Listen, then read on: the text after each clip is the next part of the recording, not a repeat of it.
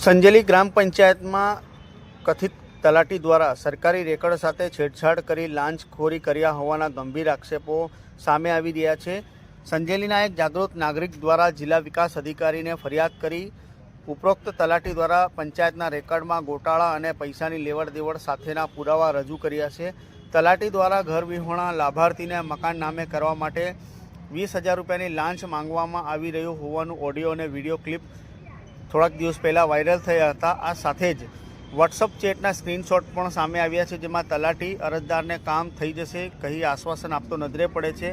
અરજદારને online સિસ્ટમમાંથી વેરા પહોંચ અને આકારણી કાઢી આપવામાં આવી હતી, પરંતુ 3 મહિના બાદ રેકર્ડમાંથી નામ ગાયબ થયા હોવાનું સામે આવતા સમગ્ર કૌભાંડ બહાર આવ્યું છે।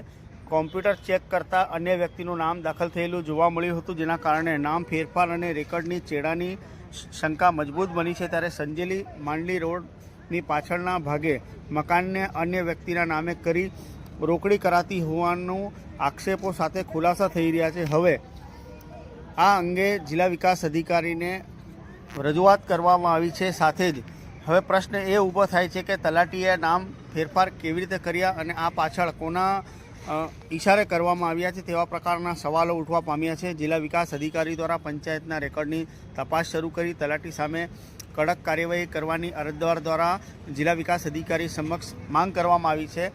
સ્થાનિક વહીવટી તંત્રને લઈને લોકોમાં નારાજગી હોય તેવું અરજદાર દ્વારા આક્ષેપ કરવામાં આવ્યા છે। હવે આ મામલે જિલ્લા વિકાસ અધિકારી દ્વારા ઉપરોક્ત અરજદારને યોગ્ય કાર્યવાહી કરવા અંગેની બાહેધરી આપી છે। હવે આ સમગ્ર બાબતે આગળ શું થાય છે તે જોવું રહ્યું। હું દાહોદ જિલ્લાના સંજેલી ગામમાંથી આવું છું। મારું નામ છે સાજીદભાઈ રજાકભાઈ ચામડિયા। હવે અમારી રજૂઆત એવી છે કે સંજેલી ગ્રામ પંચાયતની અંદર એટલા બધા ભ્રષ્ટાચાર ચાલી રહ્યા છે, તેના માટે અમે દાહોદ જિલ્લા વિકાસ અધિકારી સાહેબને રજૂઆત કરવા માટે આવ્યા છે, એની તપાસ કરવા માટે।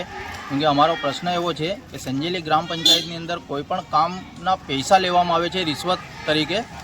તો હમણાં હાલમાં થોડા સમય પહેલાં એક આકારણીને ઘરવેરાની પાવતી કઢાવવા માટે ગયા, તો ત્યાંના સંજેલી ગ્રામ પંચાયતના તલાટી રાહુલ પરમાર દ્વારા 40,000 રૂપિયાની માંગ કરવામાં આવી। તો તેને એવું કીધું કે સાહેબ આ લીગલી કામ છે અને આટલા બધા પૈસા તમે માંગો છો એ ખોટું છે। તે છતાં પણ 20,000 રૂપિયાની માંગણી કરી, 20,000 રૂપિયા આપી ને અમારે તાત્કાલિક ધોરણે જરૂર હતી આકારણીની, તે માટે 20,000 રૂપિયા રોકડા આપી આકારણીને વેરા પાવતી ઓનલાઈન કઢાવી। ત્યારબાદ ફરી 3 મહિના બાદ આકારણી લેવા માટે ગયા તો ફરીથી 20,000 રૂપિયાની માંગણી કરી ને એવું કીધું કે તમે 20,000 રૂપિયા આપો તો રજિસ્ટરમાં મારે નામ ચડાવવું પડશે, ત્યારબાદ કાઢી આપો। તો અમે એવું કીધું કે સાહેબ 20,000 રૂપિયા તમને આપી ચૂક્યા છે, એના તમે 20,000 રૂપિયા આપી ચૂક્યા છે ને ફરીથી તમે 20,000 માંગો છો એ ખોટું છે। તો એવું કહેતા એમને સંજેલી ગ્રામ પંચાયતના ઓપરેટર તરીકે એક પંકજભાઈ કરીને કામ કરે છે, તો તેમને એવું કીધું કે આ આકારણી અને વેરા પાવતી ઓનલાઈન જે ચડાવેલું છે એ ડિલેટ મારી દો તેવું સૂચના આપી અને ડિલેટ મરાવી છે।